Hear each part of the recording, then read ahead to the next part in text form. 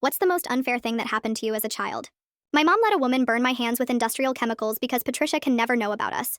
When I finally asked her why she kept sending me back, she looked me dead in the eyes and whispered, "Just a little longer." I stayed silent. That was 19 years ago. This morning, she was standing outside my office in tears. When I was 4, I was enrolled into a daycare where I was the only non-white child. The daycare half a mile away had all my friends and I really wanted to go to it. But for some reason, my mom insisted I go to this one. At first, things were okay. I got called some bad names and other kids wouldn't play with me. But then about 1 month and my teacher, Mrs. Grinch, brought me into the bathroom. She got me down on my knees and took out a yellow bottle and sponge. She then unscrewed it and poured it all over the toilet bowl, telling me this was my punishment for being a dirty child. The smell was intoxicating, and I asked her what this bleach stuff was, but she just covered her own nose and ordered me to scrub. I remember the second my hand made contact with the liquid, I let out a scream. It burned my skin and it started sizzling, but Mrs. Grinch just grabbed my hand and pressed it into the toilet bowl, forcing me to scrub harder. I started bawling from the pain, but that didn't matter to Mrs. Grinch. She kept me in the bathroom until the entire toilet had been scrubbed clean with my bare hands. I came out with literal steam coming off my hands, and when I sat down, Mrs. Grinch made a joke to the whole class about how my fingers now looked like theirs did. What's even worse was that when I went home and told my mom, she seemed completely unbothered. She flat out said I was lying about what happened and excused my discolored fingers as me not being careful with crayons. Ma'am, my skin was literally peeling. Either way, scrubbing the toilets became my daily routine. Every day after snack time, Mrs. Grinch would take me to the bathroom while the other kids got to play. Even worse, she didn't just stick to bleach. She started bringing in stronger chemicals that made my eyes water just from opening them. My hands went from the skin peeling off to literally the red meat being visible. It got to a point even my mom could no longer deny it. She still didn't do anything though, just put some lotion on and said I must have sensitive skin. Things got much worse after Thanksgiving. Mrs. Granch's husband had missed it for work and she started taking her frustration out on me. Soon I was scrubbing toilets during lunch too. But now the door was open while I did. Mrs. Grinch started inviting my classmates to come and laugh at me while I scrubbed. Some of them tried, but the smell made them too dizzy to stick around. One girl named Emma actually offered to help me once, but Mrs. Granch stopped her and told her this was strictly my people's work. It was actually Emma's parents who became my first hope. They came in to pick her up early one Tuesday while the bathroom door was open. I was scrubbing with something new that made me throw up. Mrs. Grinch was standing over me while I was getting sick, saying, "Dirty children do dirty work." Emma's mom saw it all. She gasped so loud. Mrs. Grinch spun around. I was too sick to see it, but apparently Emma's mom took her phone out and captured everything. She called my mom right there, who showed up 20 minutes later, but for some reason she looked more annoyed than angry. Emma's mom showed her the pictures and demanded we go to the police, but my mom just kept saying, "I'm sure it's a misunderstanding and my daughter does have sensitive skin." Emma's mom stared at her like she had 3 heads. Well, a few days later, some man in a suit came to inspect the daycare. Mrs. Granch wore her nicest dress and gave him cookies. I was seated in the best chair, and as per Ms. Granch's instructions, had my hands in my pockets. The man barely looked at the bathroom before jotting something down and leaving. I found out later he was Mrs. Granch's husband. He ran something important in the town. After that, Mrs. Grinch only got meaner. She made me use stuff that had skulls on the bottles. She'd say things like, "Some children are born to serve others while I cleaned." My hands stopped healing between sessions. They just stayed raw all the time. I remember genuinely losing faith until one Christmas dinner, when my teenage cousin Aisha saw my hands and almost cried. She was 16, my family's black sheep, rebellious teenager, if you will, and she went to my mom immediately. Mom, of course, dismissed it, but Aisha refused to let it go. She started picking me up from the daycare herself sometimes, even paid my mom to let her babysit me. And it's during one of these babysitting sessions, she sewed something into my favorite teddy bear. She didn't tell me what it was, just hugged me and made me promise I would keep it with me at daycare at all times and hide it from mom. I trusted her completely. And 2 weeks later, Aisha came over to our house with her laptop looking serious. Turns out she'd planted an audio recorder into the teddy bear. She had files from it on her laptop and she played these recordings of Mrs. Grinch saying horrible things to me. But instead of doing anything, my mom grabbed the laptop and screamed at Aisha. "You don't understand. I'll handle this myself." She then forcefully booted Aisha out. Within an hour, my mom was driving me to the daycare. She said she forgot something and needed to get it, but her hands were shaking the whole way. There. She brought me in and told me to wait in the playroom while she got what she needed, but it was so dark I got scared. I followed her down the hall and pushed open Mrs. Granch's office door. There, I saw my mom pressed against the same man who did the inspection. She was crying into his shoulder. "Just a little longer." "Patricia can never know about us," he said to Mom. My heart stopped. The words hung in the air like poison. Patricia. That was Mrs. Grinch's first name. My 4-year-old brain struggled to process what I was seeing. But even I understood something was very wrong. My mom wasn't supposed to be hugging Mr. Grinch like that. I must have made a noise because they both jerked apart. My mom's face went white when she saw me standing there. Mr. Grinch straightened his tie and cleared his throat, but his eyes were cold as they landed on me.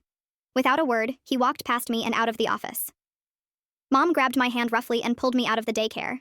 She didn't speak during the entire drive home.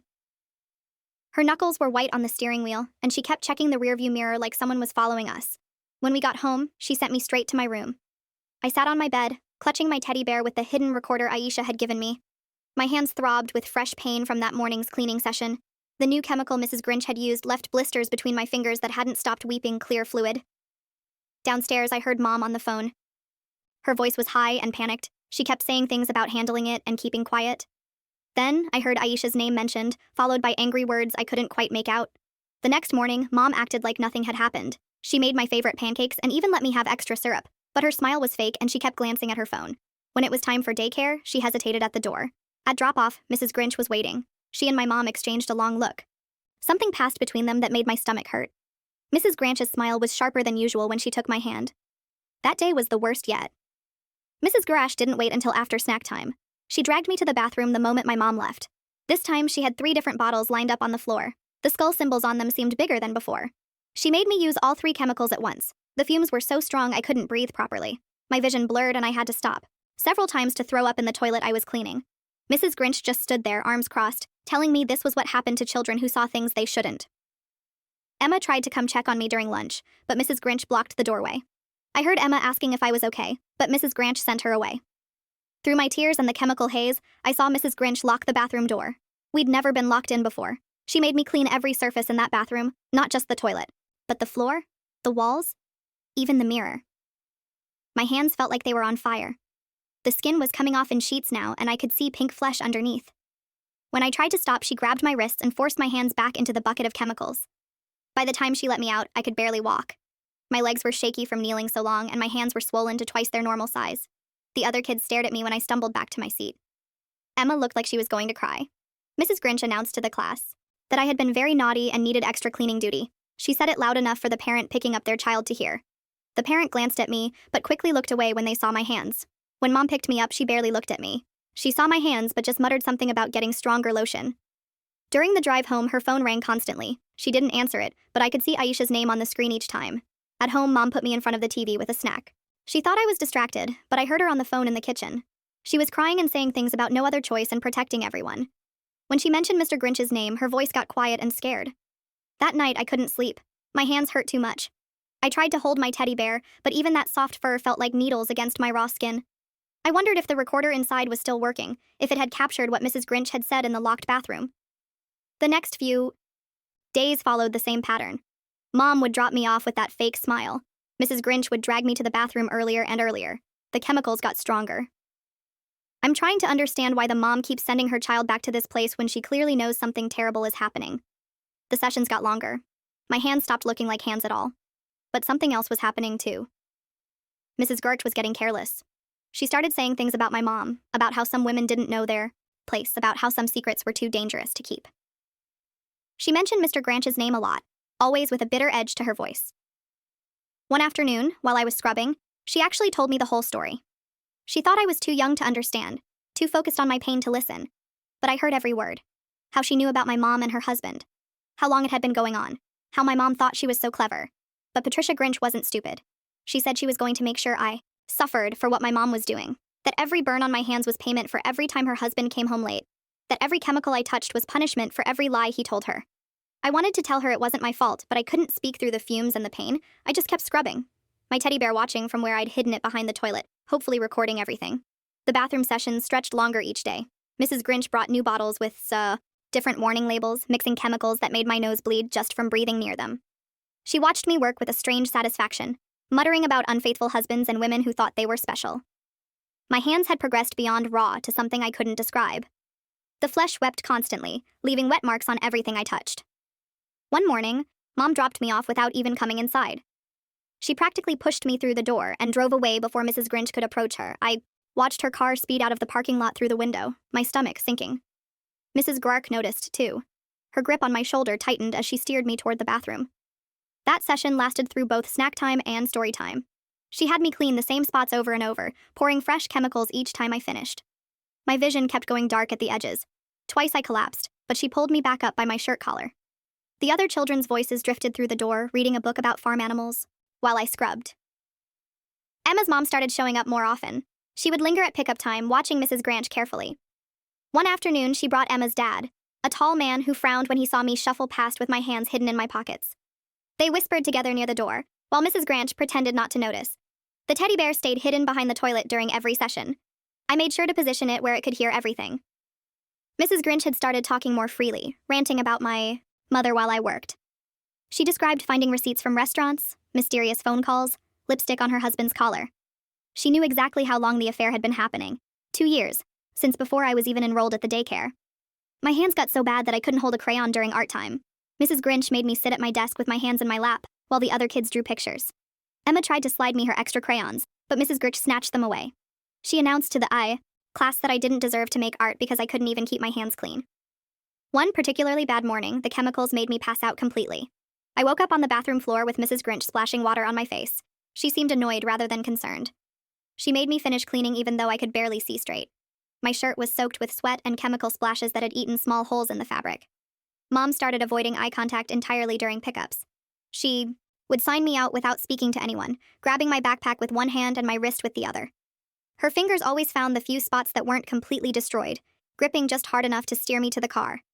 At home, she'd apply cream to my hands in silence, her jaw tight. The worst part was bedtime.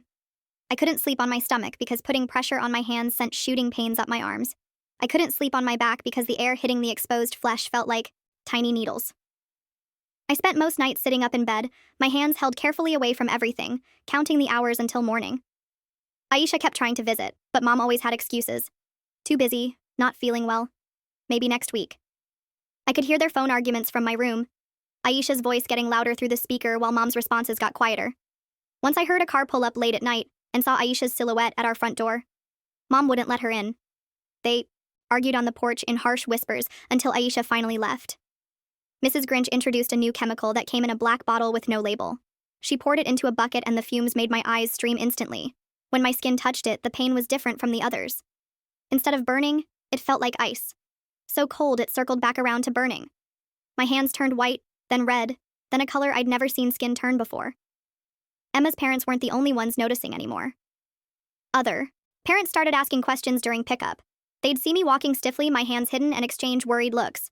Mrs. Grinch always had explanations ready. Sensitive skin, allergic reactions, overprotective parents making a fuss about nothing. Most parents accepted these answers and hurried their children out.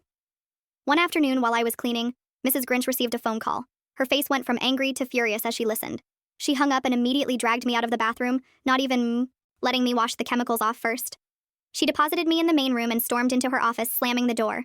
Through the window, I could see her pacing, gesturing wildly as she made call after call. Mr. Grinch showed up an hour later. He and Mrs. Granch disappeared into her office while the assistant teacher watched us. I could hear raised voices through the door, though I couldn't make out words. When they emerged, both their faces were flushed. Mr. Grinch left without looking at anyone, and Mrs. Grinch spent the rest of the day snapping at every child who made noise. The next morning, Mom's hands shook worse than usual during drop-off. She kept checking her phone and looking over her shoulder. When Mrs. Grinch appeared in the doorway, Mom actually stepped back. They stared at each other for a long moment before Mom practically ran back to her car. Mrs. Drench's smile as she took my hand made my stomach hurt. That day's bathroom session was brutal. Mrs. Granch mixed chemicals I'd never seen before, creating combinations that made the air itself feel poisonous. She had me clean the toilet, then the floor, then the toilet again. Each time I finished, she'd pour more chemicals and make me start over. She talked the entire time about betrayal, about women who destroyed families, about children who paid for their parents' sins. My body started doing strange things. My vision would go completely white for seconds at a time. My legs would give out without warning. Once my nose started bleeding and wouldn't stop for 20 minutes. Mrs. Grinch just handed me paper towels and told me not to get blood on the floor I just cleaned. Emma tried to tell her parents what was happening, but she was 4 years old, trying to explain something she didn't understand. Her parents thought she was exaggerating, mixing up stories, having bad dreams. They did start documenting my condition, though, taking photos when they thought no one was looking. Emma's mom had a whole folder on her phone. The teddy bear recorded everything, every rant about my mother, every threat about what would happen if the affair continued, every detail about Mr. Grinch's lies and late nights. Mrs. Granch had no idea she was creating evidence with every word. She was too focused on hurting me to notice the small brown bear tucked behind the toilet. One evening, Mom got a call during dinner that made her drop her fork. She listened in silence, her face going pale, then gray. When she hung up, she stared at me for a long time. She opened her mouth several times like she wanted to say something, but no words came out. Finally, she just cleared the table and sent me to bed early. I found out later that Mr. Grinch had given her an ultimatum: end things, or he'd tell Mrs. Grinch everything, make it all public, destroy both families completely. Mom had begged for more time, but he was done waiting. He wanted a decision by the end of the week. The pressure showed in how Mom treated me. She'd swing between smothering attention and complete avoidance. One minute she'd be examining my hands with tears in her eyes. The next she'd be locked in her room making frantic phone calls. She stopped eating. She stopped sleeping. She looked almost as bad as I felt. Mrs. Grinch could sense something was ending. She got meaner, but also sloppier. She'd leave the bathroom door unlocked. She'd forget to check if other parents were around before dragging me away. She'd talk louder during her rants, not caring who might hear. It was like she wanted to get caught, wanted everything to explode. One morning, she made a mistake that changed everything. She was mixing chemicals in a large bucket, preparing for an especially long session when she knocked over one of the bottles.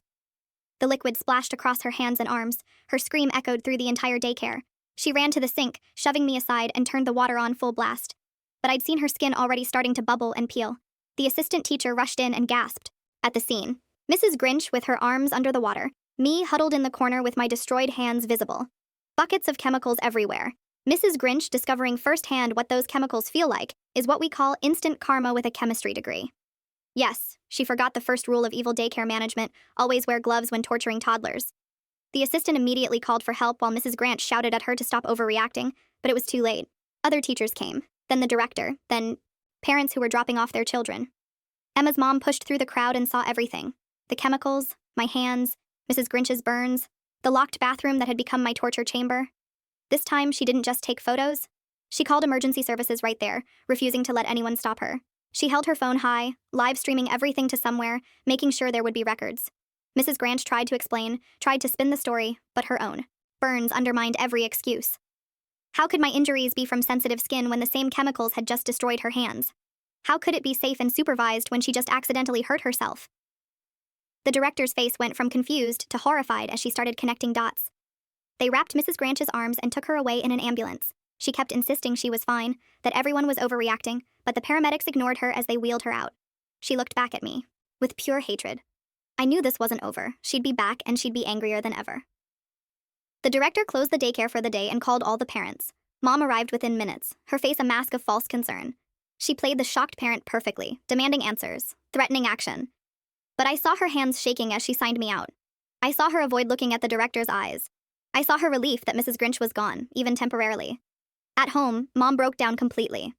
She sobbed while treating my hands, apologizing over and over, but she still wouldn't say for what.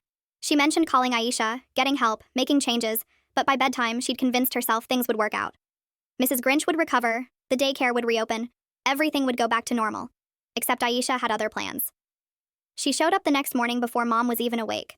She'd heard about the incident from Emma's mom, who'd sent her the live stream video. Aisha didn't knock. She used the spare key and came straight to my room. When she saw my hands in the morning light without the dim evening shadows to soften them, she had to turn away. She bundled me up and carried me to her car before Mom could stop her. Mom ran out in her pajamas, screaming at Aisha to bring me back, but Aisha just locked the doors and drove away. She took me to her apartment near the college, a tiny space filled with textbooks and protest posters. She'd prepared everything: a special bed, soft blankets, medical supplies she'd bought with her grocery money. For 3 days, Aisha took care of me. She found a nursing student to help treat my hands properly. She documented every injury with professional photographs. She made copies of all the recordings from the teddy bear.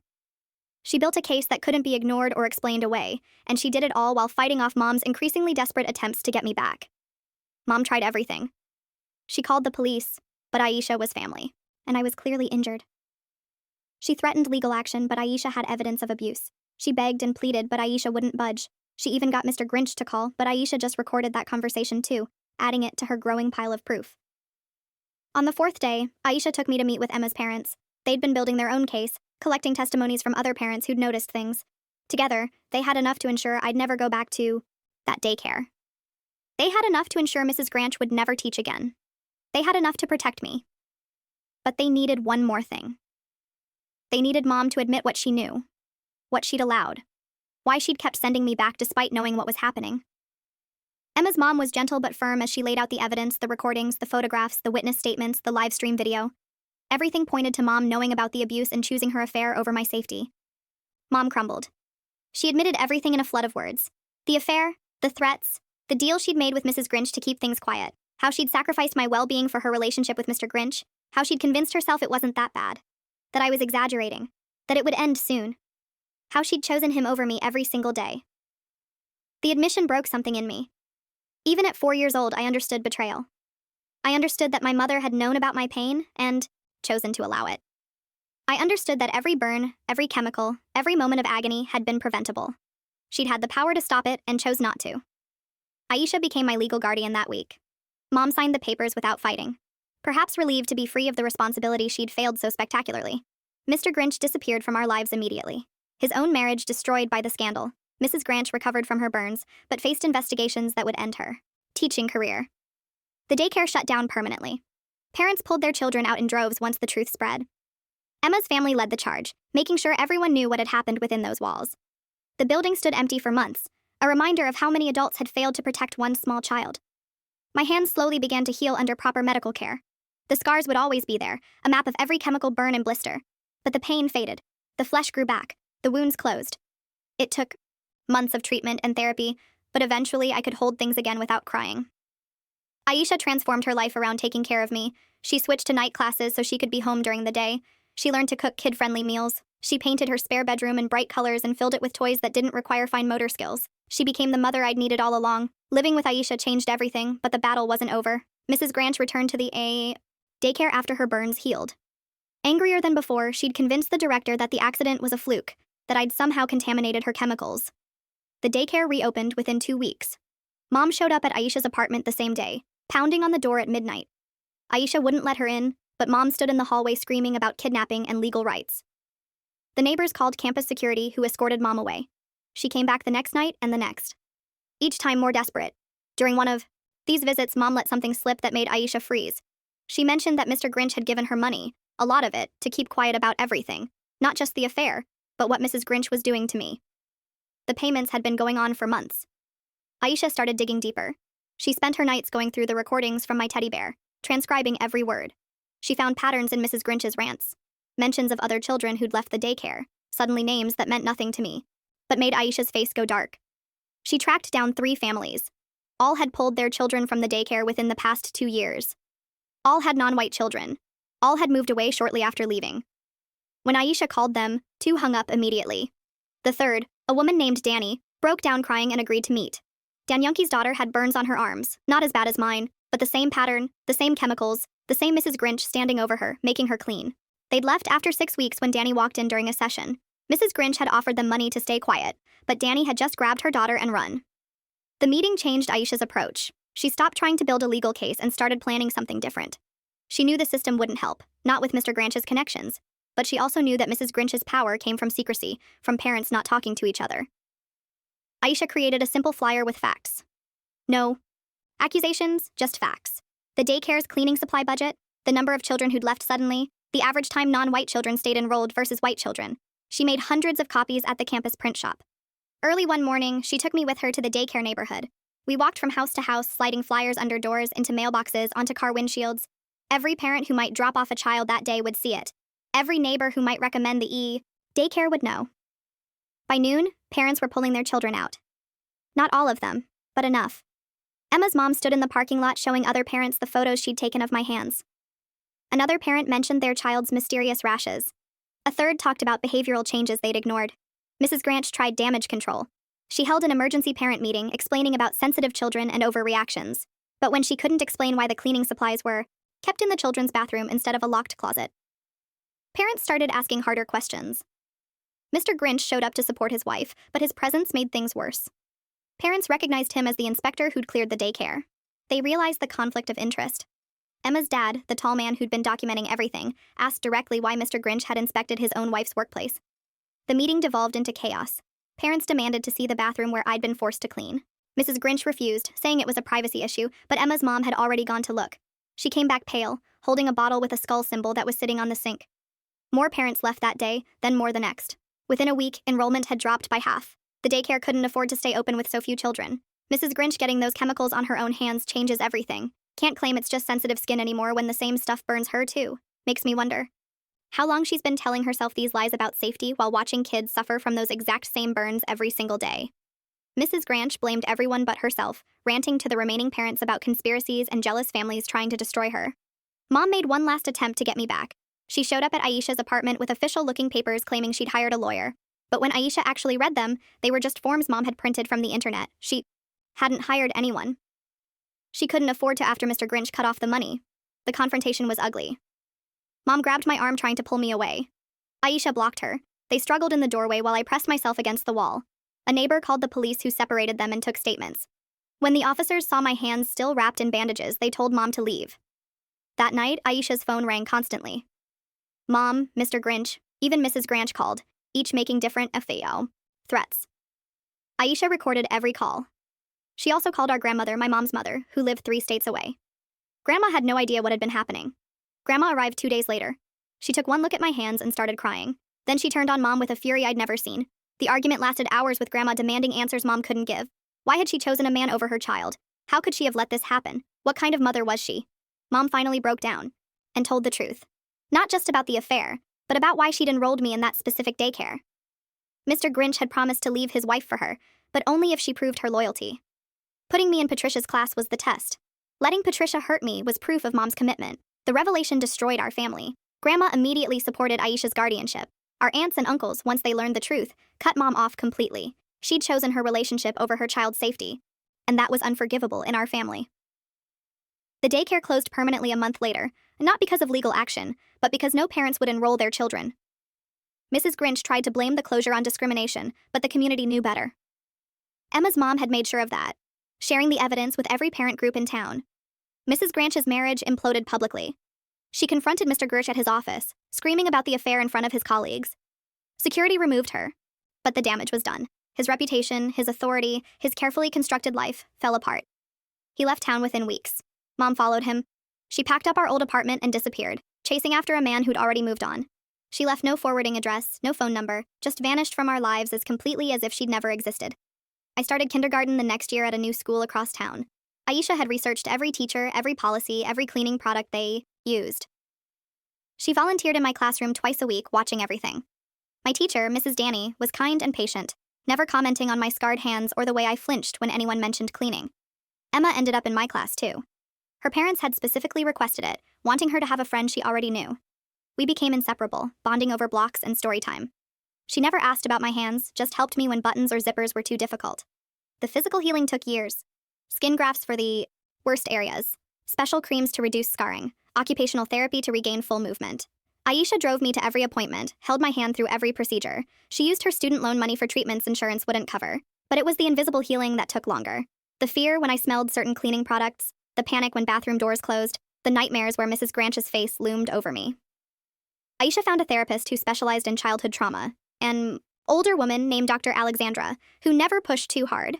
By 2nd grade, I could hold a pencil properly again. My handwriting was shaky but legible. I still couldn't do things like tie shoes or braid hair, but I was learning. Emma's mom taught me tricks for managing with limited dexterity, Velcro shoes, magnetic buttons, adaptive tools that looked like regular school supplies. Aisha graduated college when I was 7. She got a job at a nonprofit that advocated for children's rights. Her experience with my case had shaped her career choice. She knew how systems failed children, how adults in power could destroy lives while facing no consequences. We moved to a bigger apartment, one where I had my own room instead of sleeping on Aisha's couch. She painted it purple, my favorite color, and filled it with books. Reading had become my escape, the one activity my hands could always manage. Turning pages was easier than holding a pencil. I never saw Mom again. She sent a birthday card once when I turned 8 with no return address. Inside, she'd written that she was sorry and that she loved me. Aisha asked if I wanted to keep it. I threw it in the trash. Love meant nothing without protection. Mrs. Grinch tried to start over in another town. Aisha kept tabs on her, making sure she never worked with children again. Every time Patricia applied for a teaching position, anonymous packages would arrive at the school with documentation of what she'd done, the photos of my hands, the hospital records, the testimonies from other parents. By 4th grade, my scars had faded to white lines across my palms and fingers. They looked almost delicate, like lace gloves permanently etched on my skin. New classmates sometimes asked about them. I learned to say accident in a tone that stopped further questions. Aisha never married, never had biological children. She said I was enough, that raising me was her purpose, but I knew the truth. She'd sacrificed her youth for me, given up the carefree college experience to become a parent at 19. The guilt ate at me sometimes. When I was 12, we ran into Emma's family at a restaurant. Emma had grown tall, her blonde hair reaching her waist. She hugged me immediately, carefully, the way she always had. Her parents invited us to join them, and we spent the evening catching up. They'd never forgotten what happened. Emma's mom still had the photos on her phone, she said, just in case they were ever needed. That night, Aisha told me something she'd kept secret for years. The recordings from my teddy bear hadn't just captured Mrs. Granch's abuse. They'd also caught Mr. Granch visiting the daycare, discussing the affair with his wife, negotiating my suffering like a business deal. Both of them knew exactly what was happening. Both chose to continue. The revelation should have hurt, but mostly I felt validated. My 4-year-old instincts had been right. The adults who were supposed to protect me had all failed, except for Aisha. She'd been the only one who'd chosen me over everything else. High school brought new challenges. Dating was complicated when holding hands hurt. Sports were impossible with limited grip strength. But I found my strengths too. Public speaking, where my scars made people listen. Writing, where keyboards were easier than pens. Advocacy, where my story could help others. Aisha walked me down the aisle at graduation, both of us crying. She'd raised me from a broken 4-year-old to a confident 18-year-old. The scars remained, would always remain, but they no longer defined me. They were just part of my story, evidence of survival rather than damage. I chose a college 3 hours away, close enough for weekend visits, but far enough to build my own life. Aisha helped me move into the dorms, fussing over every detail. She'd already researched every cleaning product the college used, ensuring none would trigger my memories. The night before I left, we sat in our apartment looking through photo albums. Pictures of my healing hands at different stages. Birthday parties where Aisha had adapted. Every activity so I could participate. School events where she'd cheered the loudest. 1,000 moments of the life she'd built for me from the ashes of betrayal. I thanked her for the 1,000th time. She hugged me, careful as always of my hands, and told me what she always said. That loving me had been the easiest choice she'd ever made. That watching me heal had healed something in her too. That we'd saved each other. College meant new people who didn't know my story. I could choose when to tell it, how much to share. Some days I wore gloves to hide the scars. Other days I let them show, refusing to be ashamed of what had been done to me. They were proof of survival, of Aisha's love, of a community that had eventually stood up for one small child. The memories still surface sometimes. The smell of bleach could send me spiraling. Locked bathroom doors made my heart race. But I had tools now, ways to cope that didn't involve hiding. I'd learned that healing wasn't about forgetting, it was about moving forward despite remembering. My story spread quietly through campus, not as gossip, but as inspiration. Other students with their own traumas found me, sharing their stories of survival and the people who'd saved them. We formed an informal support network, proving that broken children could grow into strong adults. I majored in social work, following Aisha's path.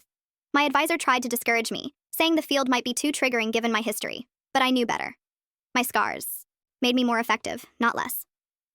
I could spot the signs others missed. I could connect with children who trusted no one else. During my junior year, I got a call that Mrs. Grinch had died, heart attack at 62, alone in her apartment. I felt nothing at first, then a strange sort of pity. She'd spent her life spreading poison and died surrounded by nothing but her own bitterness. Mr. Grinch hadn't even attended the funeral. I graduated summa fluid law with Aisha in the front row, crying and cheering. She'd taken the day off work, driven 3 hours to be there. Grandma came too, along with aunts and uncles who'd become my support system. The family Mom had abandoned had wrapped around me instead. My first job was at a children's advocacy center. I worked with kids who'd experienced abuse, helping them navigate systems that often failed them. My scars were an asset there. Children who wouldn't talk to other adults would trace the white lines on my hands and whisper their own stories. One case hit particularly hard. A 3-year-old with chemical burns on her arms. Her daycare teacher claimed she'd gotten into cleaning supplies accidentally, but I recognized the pattern, the placement, the lies. I documented everything meticulously, the way Aisha had taught me. This time, the system worked. The teacher was arrested, the daycare shut down. The little girl went to live with relatives who cherished her. I attended every court hearing, my scarred hands visible as I testified about recognizing the signs. The defense attorney tried to claim bias, but the evidence was overwhelming. After the verdict, the girl's aunt hugged me, sobbing her thanks. She said my scars had saved her niece, that my survival had prevented another tragedy. I thought of 4-year-old me scrubbing toilets while adults failed her and felt something shift inside. The pain had led to purpose. I still see Aisha every Sunday. We have dinner at the apartment where she saved me, now filled with photos of both our accomplishments. She never says it, but I know she considers raising me her greatest achievement. I consider surviving to be mine. The scars remain, white lines that tell a story of betrayal and salvation. They ache sometimes, phantom pains from damage done decades ago, but mostly they remind me of Aisha's fierce love, of Emma's quiet friendship, of a community that eventually said enough. They remind me that children can survive almost anything if just one person chooses them over everything else. That's it for this story. Like the video for more Dude with Sunday Dinners with Aisha, that apartment full of photos. I'm curious what conversations happen there now. What gets said and what stays understood in silence.